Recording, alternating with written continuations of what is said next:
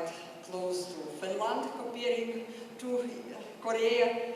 So, and I would like to focus more about algorithms and how we moved from algorithms, we are moving to computational thinking. So here's Lithuania. As you see, we are sometimes claimed that we are in the middle of Europe, but there's several countries almost in the middle of Europe. So we are a small country, population 3 million. Vilnius is our capital city. About our education, it's we start to teach pupils at 7 years, and 4 years is primary schools and basic school, and then there's some that students can go to vocational school or secondary or gymnasium, who is more like to go to university's academic level. So we are we started to teach we called informatics about 70s, and we started then about computers, and now we are moving to introduce computer science and to deeper understanding of computers and technology. So me and my colleague, head of departments, is previous year in 78, we established young programmer school by correspondence. By correspondence at this time it means that we are sending letters by post, using post, and we taught programming. So it was 34 years ago. So it was we taught programming by letters, and sometimes it takes to get answer 1 week, and then to check and to send answer again. So this is some that algorithms. This lectures from Young Programming School. Some lessons were published in daily newspapers, and how it looks like. This is some one of lectures also. You can recognize, somebody of you can recognize Pascal style or Algo and this time style. So, but it's, so this is curriculum from this time. I don't want very much to focus on this history, what was 30 years ago, but we can learn something that is useful for these days. So we, from this time we understood that programming, reading programs is also very important, not only writing, and that's why we started to taught programming analysis, like reading code, reading programs. Of course, it should be some methodology and some small pieces. So what we learned first was tasks. Tasks, interesting, attractive tasks, small pieces of tasks that we should attract, especially when you do not have at this time. We haven't computers at schools, so it means you can attract attention only by proposing students some interesting activities and tasks. Flexible learning also, that it should occur anytime and anywhere, not only in when very strict time. Learning resources. These teachers need a lot of help, and they need a lot of material, and nowadays it's much simpler. It's to put on a website, but it's really that we should pay attention, because teachers can produce material also, but they need some professional help also. And also meetings. So when you, doesn't matter nowadays also we are using distance learning also, but still like to meet friends like here in conferences or summer camps or teacher training sessions is very important. And so this is successful teaching is cooperation among teachers, policymakers and students. We had good experience in Logo. We started Logo quite early, and was not in all schools, but in these schools who had at this time computers, was some small machines, and actually some kind got some support from Japanese computers, so, 1986, so when we produce, we made textbook.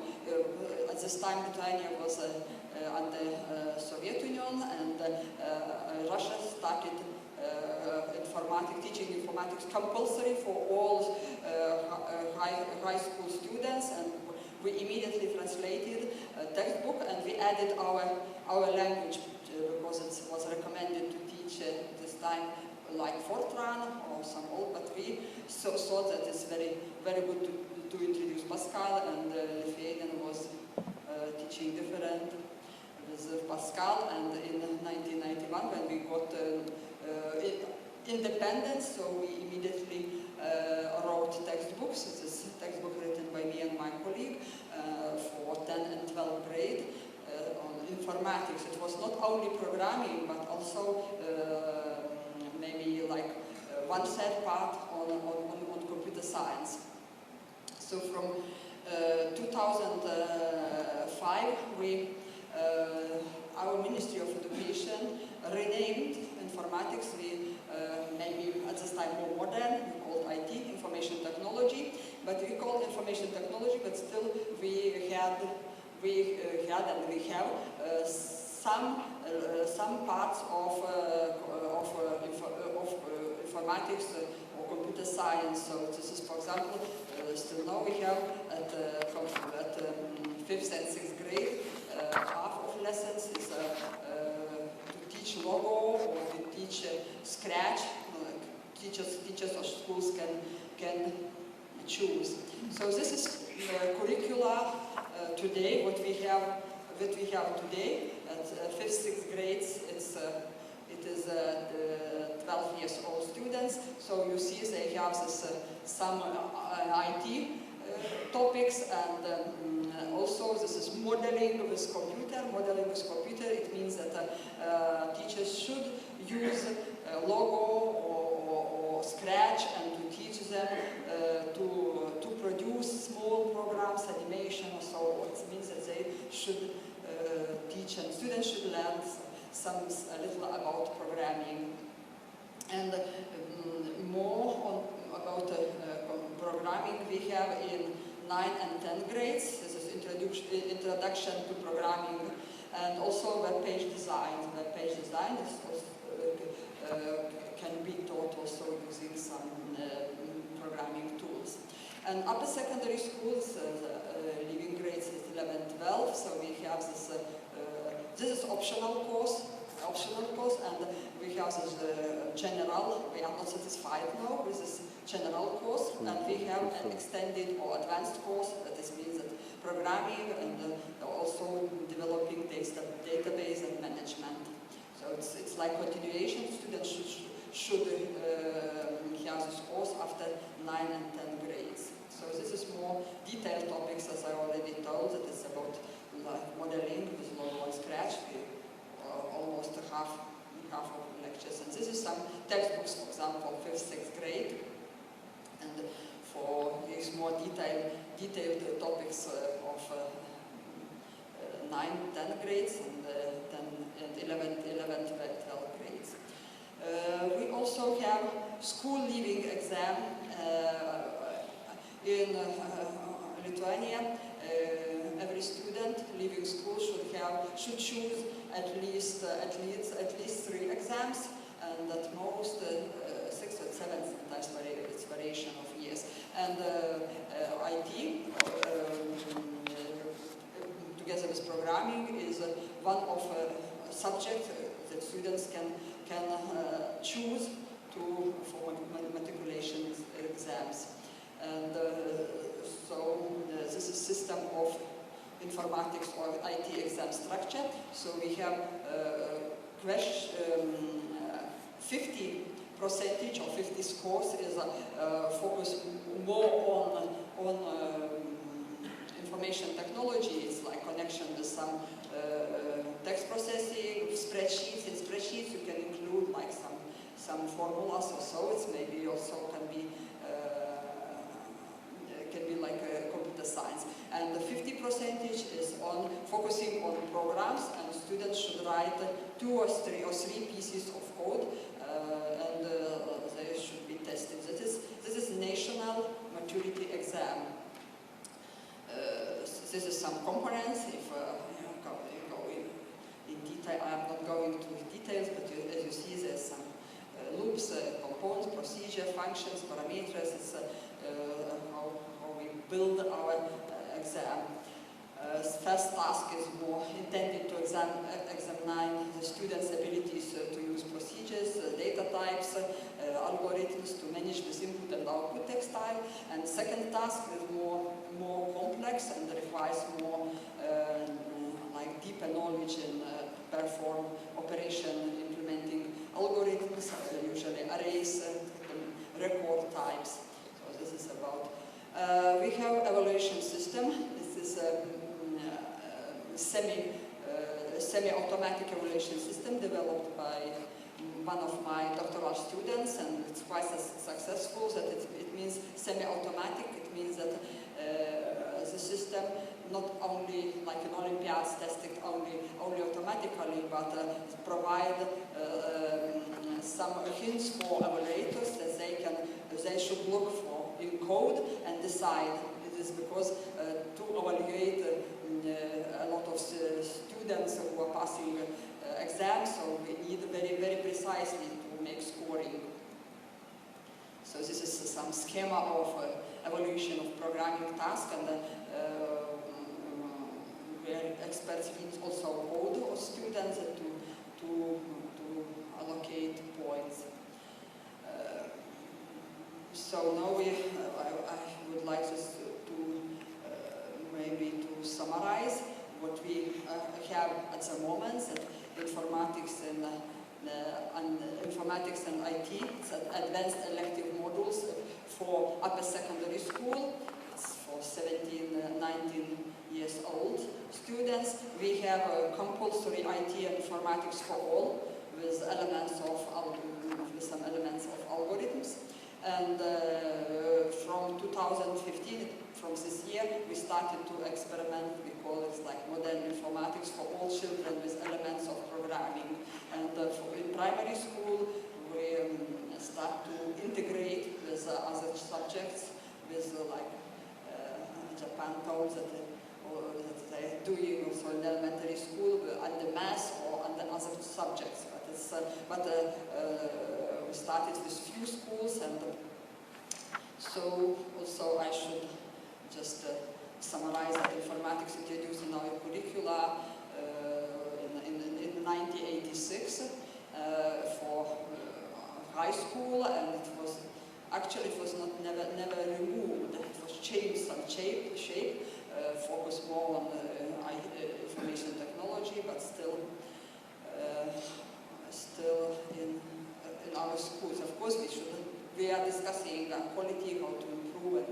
So what modern curricula, what does it mean for us nowadays? Because we're looking to improve our curricula, and first is understanding and analysis of problems. It means that we put a lot of attention to the students should learn how to analyze and understand problems. It means that we are going from this algorithmic thinking to computational thinking.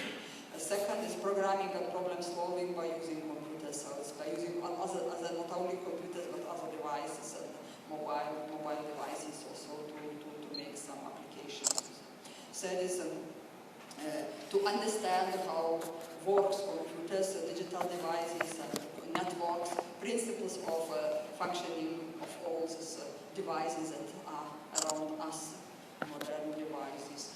Fourth is developing social competencies, focus on computation, focus on cooperation and social networking, virtual environments, and group projects, equity, and so on.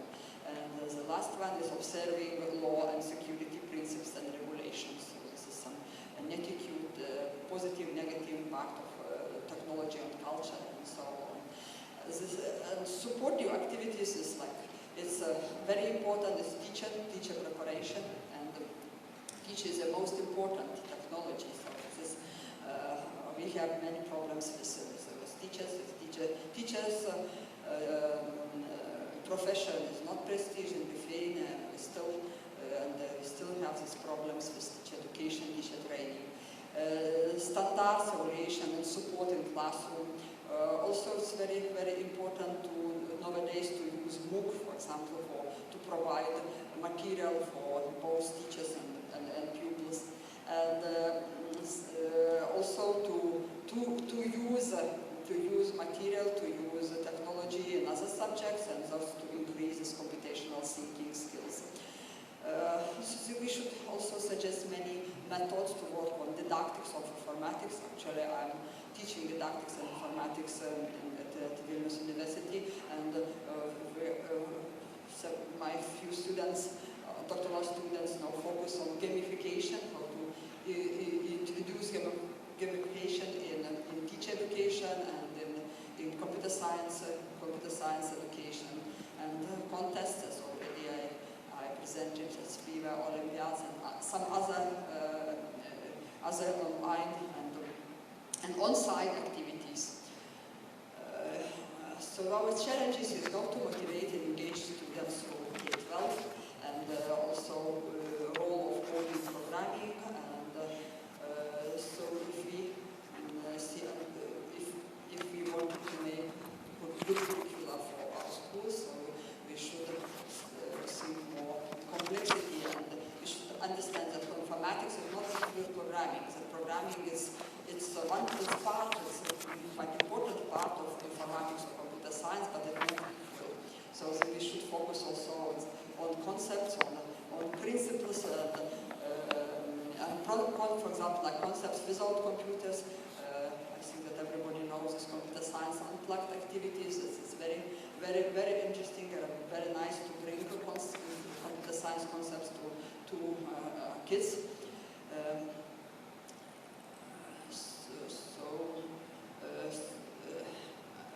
According to programming is tool, not a goal. So it's also we should understand and train our teachers that programming is tool to reach some goal, to make some project, to make some software and so on.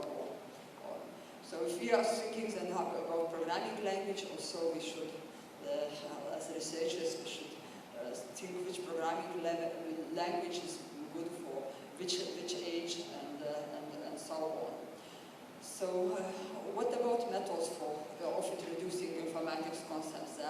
It can be several forms of activities like visual learning, auditory learning, and kinesthetic learning. So concerning environments, also it can be cooperative games, and computational thinking about objects. It can be programming using many visual and text-based environments. So already, for example, one of the examples, for example, like Hanoi Tower, that everybody knows is classical example, but also the Hanoi Tower to present, for example, for elementary school is like only playing with this. When later we can introduce algorithms, and later to go to recursion and analyze programs. So this is many ways, just with one task, to introduce in different levels. And concepts that we can learn with only one task. We can learn algorithm, we can learn efficiency, complexity, we can learn recursion. So it depends on which age and how we present. And then another example is, for example, like shortest path is kids are working with real situation, and they can. I took this map from actually Vilnius, the center of Vilnius, but kids can find shortest way just by measuring, or can by walking, or can by pen and pencil, and then they can use a computer to calculate. This is different ways. And for example, one of examples, shortest path, was in PISA 2009. Was this example that how need to find the shortest way from Einstein to Dagiene, and which way. So it's exactly it's a greedy algorithm, and it was interesting that it doesn't work when you approach this greedy algorithm from one place to another. But if you do opposite from Dagiene to Einstein, it works. So this is the Dijkstra algorithm works, and this is concepts It's graph models, algorithms, greedy approach, shortest paths, and it was in PISA, and it was like mathematic tasks, but it's a very good connection with computer science. And for example, we can make connection with BIVE, with Bebra's tasks. So we have every year we have some similar tasks, and just before PISA we had in 2007, 2006 such kind of tasks, and this is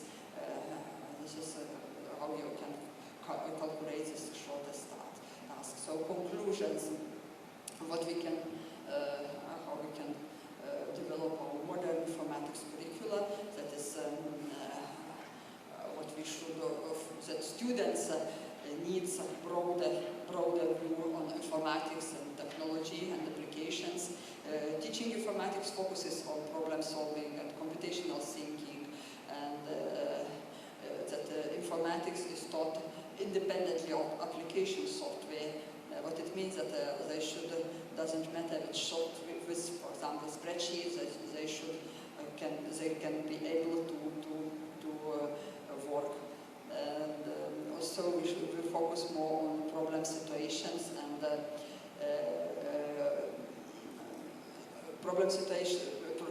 and to learning by doing, and also we focus more on programming like creative process. That programming is very important for creativity. Also collaboration is very important. The students should learn how to collaborate on projects. Innovation also is should students, as we had in first lectures, that students should think out of box, and personalization. One more thing that so my doctoral student working how to improve better learning environments that each student can learn in their way. Thanks. Thank you, Dagiene. And I think we have time for just one or two questions.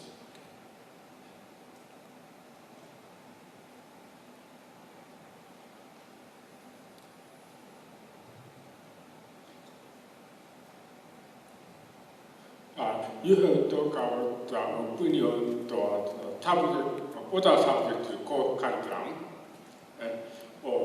We ourselves want to like change the other subject, math or science or national language curriculum very much, but it is very hard because those curriculum has long history and very many things to do. So it is very difficult to include informatics education element into existing course curriculum. So how such activity can be successful? There are some good ideas to engage them into informatics education. I'd like to hear how to successfully comment your opinion into other subjects. How to include our idea How we introduce in into elementary school or Maybe you can help. okay. I couldn't hear very well. Oh my God. Or I guess my understanding, just correct me if I'm wrong, how his question is like how you include the informatics into our existing long established curriculum, right? It's not so easy, yeah, and it's maybe you should have like group of active people, and very important to have good connection with teachers. So maybe it's advantage that we are comparing small country, so we know teachers, and especially 20 years or 25 years ago was more easy because teachers were maybe more enthusiastic, because it's especially in a rural area that was not so many activities as nowadays, and to learn something like computers were something amazing that teachers wanted to learn, and they learned together with pupils and something. Nowadays is everywhere is technology, so we are looking that our teachers is not so enthusiastic because they have a lot of many other jobs. So it's not so easy to keep attention of teachers as well. And from other side, some teachers afraid, especially elder, because students are much better doing some applications with mobile phones, with some others, and they afraid to teach something. So it's really not easy. We have many problems and solving like little by little.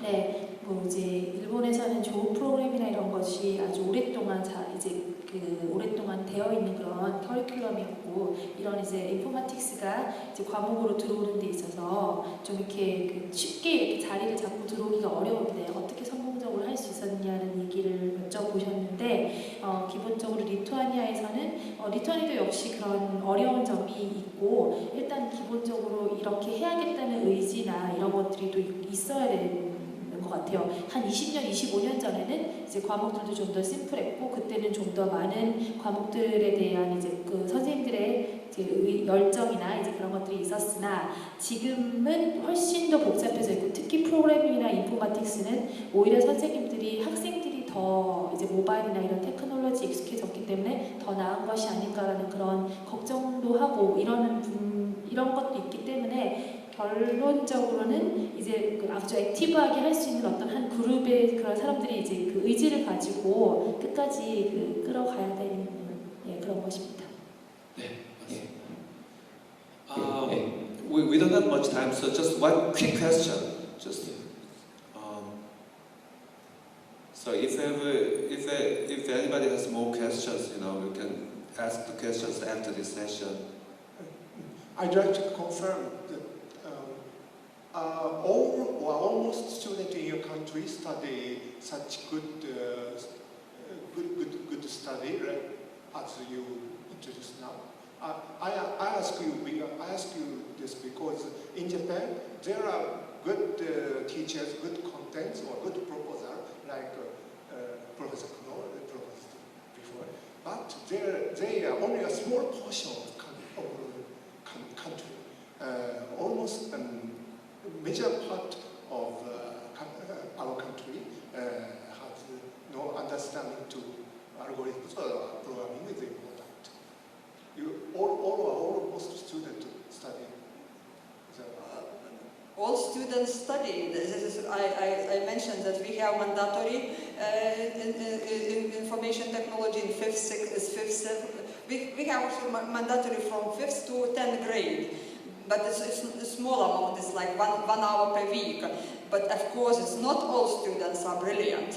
Of course, it's like in other subjects. You have like maybe 20% good students, 20-30% middle, some 20% at the bottom who couldn't learn. And nowadays it's more difficult, like Lithuania, when we joined to EU in 2004. So the brightest students who take Olympiad students, almost all my students, they leave country and they go for studies or for work in other countries, in UK, in Germany, and it means that our teachers couldn't understand that now we should work more and more with the middle students to increase their abilities and so on. Of course, this is plenty of problems, and we should every year we have challenge some problems that we should solve as researchers, as also policy makers, and to work together. 지금 이제 그 리투아니아 같은 경우는 5학년에서 10학년까지가 이제 정보화 교육이 의무 교육인데, 일본에서 지금 여쭤보는 거는 물론 좋은 선생님들도 있고 좋은 학생들도 있고 이렇긴 하지만 그 포션이 너무 작고 모두가 그렇게 그 정도 수준의 교육을 받을 수 있는지, 그리고 모두가 그 정도의 학생들이 그 정도 학업 성취도가 나는지에 대해서 여쭤보셨는데, 다 그렇진 않고, 근데 의무 교육이더라도 그 중에서 이제 가르쳐 보면은 잘하는 사람이 20%, 못하는 사람은 또 이제 밑에 있고 이런데, 지금 가장 포인트는 2004년에 EU에 유럽 연합에 이제 리투아니아가 같이 조인을 하고 나서는 또 되게 똑똑한 올림피아드 정도 나갈 수 있는 그런 수준의 학생들이 다 이제 외국이나 유럽으로 나가고 이러다 보니까 이제 그 중간에 있는 어느 정도 이상의 이해도를 가지는 그런 커리큘럼에 대한 이해도를 가지는 학생과 선생님이 이제 예전만큼은 많지 않기 때문에 이제 그런 것들을 이제 좀 더 끌어올리는 것이 지금 이제 좀 과제라고 합니다. 네, 고맙습니다. Thank you, Valentina, for your nice